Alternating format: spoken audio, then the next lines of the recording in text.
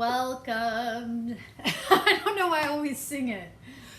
Welcome to our weekend wrap up. That's what we're doing today. That's a new one. Weekend wrap up because we were out and about doing the things, moving and shaking, seeing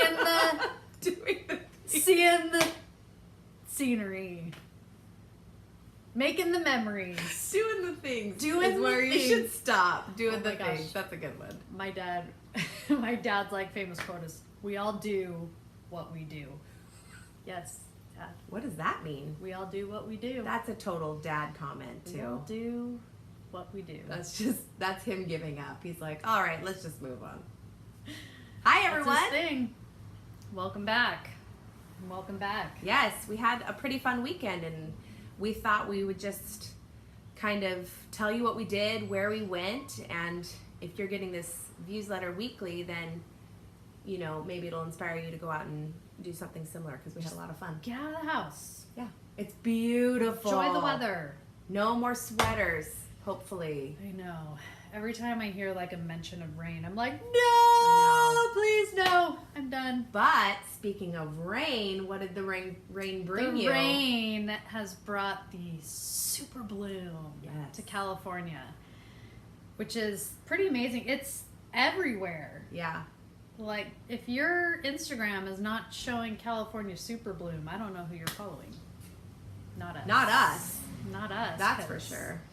But for like 4 years now, they always have like a big wildflower bloom in Anza Borrego, but the window is short. And that is out there, by the way. It is out there. That's a trek. But it's like, you have to catch it within like 2 weekends usually. And we always miss it. Like, by the time I go on and check, I'm like, oh, done. It's done. It's dead. Or we went on spring break, or when we used to have to like spend the weekends at the baseball fields, it was like, oh, there goes that. Yeah. Not this year. Not this year, dang it. I was so making it happen. She's so happy. Plus, it was, like you said, the super bloom, so thanks to the rain, the desert is just like amazing. So where did you pull off? Because I was reading that they were closing down exits, kind of like near Lake Elsinore, Lake even Elsinore, because they have this huge poppy bloom up there. So we didn't go there. We went out. There were no restrictions out where you were at? Okay, good. No, we went out to Anza Borrego, camped overnight. Oh, fun. And then, Friday night? Friday night. Fun. And then we went to the Anza Borrego Visitor Center and got the skinny on like where to go, which even just around the Visitor Center is just blooming like nuts. Like if you just wanted to do the like guided path around the Visitor Center, it's amazing.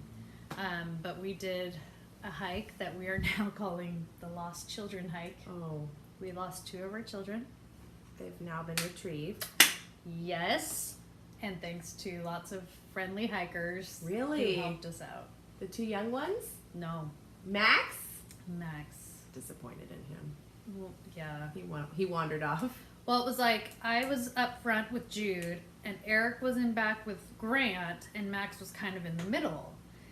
And we got to a point where Jude and I stopped to wait for Eric, and Max followed a group of people up a different path. Oh, no. So he never passed me as I'm sitting there. And then Eric caught up to me, and I was like, where's Max? You just lost Max, or did you lose somebody else? At that point, we had just lost Max. So we waited there. Eric ran down the trail to see, like, if he was, like, passed out on the side of the trail. Couldn't find him. Meanwhile, I'm asking people coming up and coming down, have you seen an 11-year-old with an orange backpack? Yeah. And finally someone was like, oh yeah. He asked us, like, is this the trail up to the waterfall? What a cutie. So he had just trudged on. And so Eric ran back up to us, and we kept heading up the trail. And Eric was going super fast. And when you got to this waterfall part, there was no, like, clearly defined trail. So you're kind of switching back up over the water and, like, climbing over rocks and crawling through cactus caves. Luckily, it was Max, though. Like, well, at that point, you lost Jude. Because Jude was trying to follow Eric, and Eric thought he was back with me because I had Grant trying to like help him up, hoist him over rocks, cross over. Stressful. Well, neither one of us even knew Jude was lost till I got a phone call. Like someone kept calling me over and over and over again, saying I had and Jude. I picked it up, and they were like, "I have Jude." I was like, Thanks. "What?" Teach your kids your phone number. That's what I said. I was like, the biggest thank lesson. heavens he knew my phone number. Baron, my 6-year-old, does not know my phone number, but the 2 oldest ones do. They know address, phone number, That's what we started with parents' Grant. names, Like, okay, everything. now you need to know the phone number. Oh my gosh, that's so critical. Jude had like started going back down, and a family was like, "Are you lost?" And he's like, "No." He's like, "Are you with your parents?" He's like, "I'm lost." yeah. And they called me. Another thing we always teach when we've had this conversation with kids, I'm constantly worried that my kids are going to get lost, but we always tell the kids to go up to a mom. So like find someone with kids, because they're all strangers at that point, right? So you can't teach stranger danger. You have to say, okay, don't just go up to a random person, go up to someone with kids. Yeah. Because that's a safe bet that they'll be able to help you out, and you'll be safe. And he was so proud of himself. He's like, "Mom, I did it!" They offered me water, and I didn't take any. I didn't take it from them. Anyway, stressful but fun. A little stressful. We have new rules about hiking as a family now, and it was tethered. beautiful. You're all tethered together. Everyone hold the rope. There we go. But it was gorgeous out there, and if you can get out this weekend, it's starting to kind of die down a little bit. Yeah. But it's beautiful. Nice. What did you do? Okay, so without kids? Yes, I lost all of my children this weekend. No, I had a weekend getaway with some friends from college. We do it every year. And this year we went to San Diego. I love San Diego. Yes, I have always done like day trips and things to San Diego, but I've never actually stayed. And we actually stayed on Coronado at Hotel del Coronado. You did? Yes. Oh, it was amazing. Incredible. Like I didn't even know. I think I'd driven by it. I don't know. We had our reception on Coronado. Did you? Our wedding reception, yeah. My friend spent her honeymoon on Coronado. Anyways. But never at the Del. I mean, the Del. That's amazing. It's under a ton of renovation right now. That's good. I've heard it needs some updates. Well, we actually took a totally geeky history tour, and we learned all about the history of the Del and how it was built by complete amateurs. No blueprints.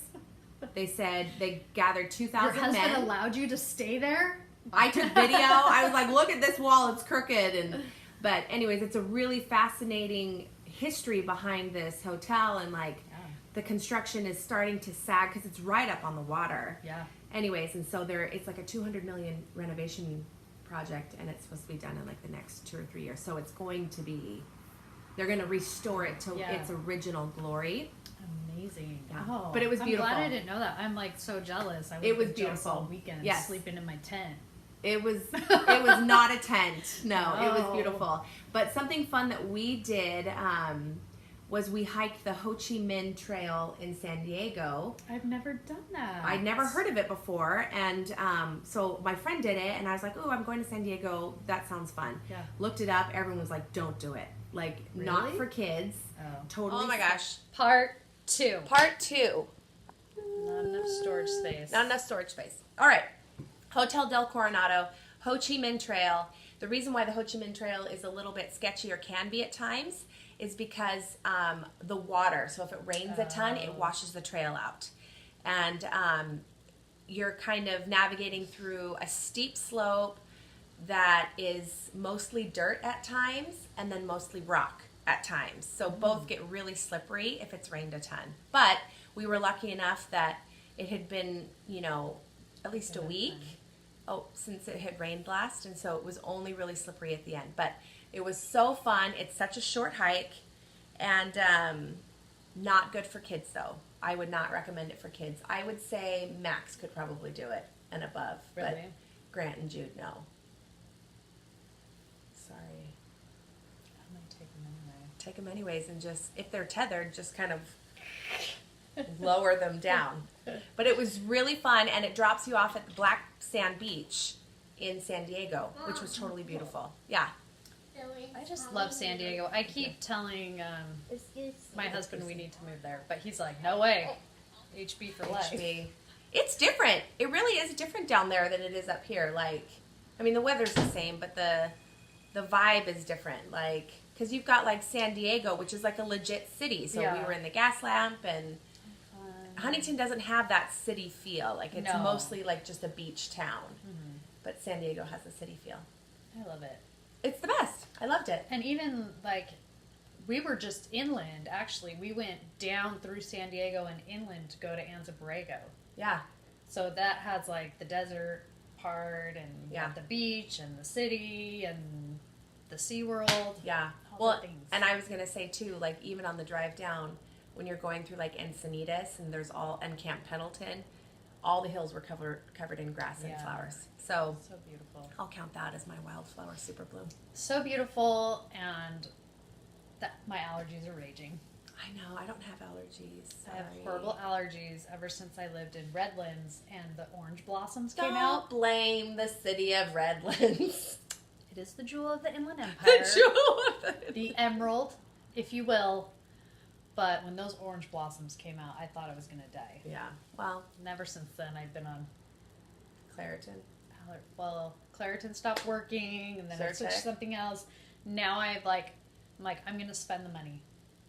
And Allegra is my jam right now. It's working. Right. That's, wow. It's the Cadillac of... It's a little more pricey. The Cadillac of allergy medicine. It's a little more pricey, but I was suffering greatly. And we get so much wind in Huntington, and windy. There's so much pollen, and I'm dying. Anyway. So get out and go explore. Enjoy your weekends. There's so much to do. Like, go see the flowers if you can. Our weekend cost us maybe $20. We camped for free. Nice. Hiking around, driving around, it's free. Yeah. And bring your own food. We did. Yeah. So I did not have a free weekend. My weekend was very expensive. Girls' weekends are supposed to be more pampering. Yes, it was fun though. And less sleeping on the ground. Yes, it was fun though. So get out and have fun. Enjoy. We'll see you next week. Bye. Bye.